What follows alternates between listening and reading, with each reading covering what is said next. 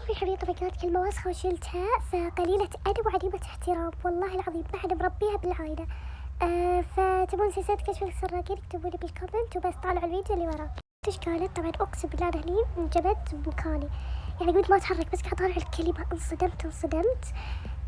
وانا الحين قاعد يأذن ورب الكعبة راح ادعيلك بالاذان وش اسمه هذا. طبعا لما قلت اعطيني باس حسابك كذي والله بس كنت قاعده اضحك ورب الكعبه كنت ما ابي هكره وكذا. فوالله كانت بتهكر حسابي وكذا، ويعني نشرتها راح نشرت باليود يا قليله الادب والكلام يردلج، فانا ما ابي اسبك وكذي، فانا يقول الله يسامحك وادعي لك بالاذان يا رب يا رب امين يتهكر الحساب اللي انت سرقتيه من البنت، يا رب امين، ويا رب ما يرجع لك ابدا وتصيرين نوبه وما حد يصدقك يا رب امين، ويا رب الكلام يردلك والله يسامحك يا رب. فهذا دعاء انا دزيته يعني باليود، وانتم ادعوا لها كمان واكتبوا بالكومنتات امين، لانه والله يا جماعه كنت يعني خايفه على الحساب وكذا، على حساب بنت خالتي وما اعطيتها لان ادري انها سراقه وبس باي حلوين.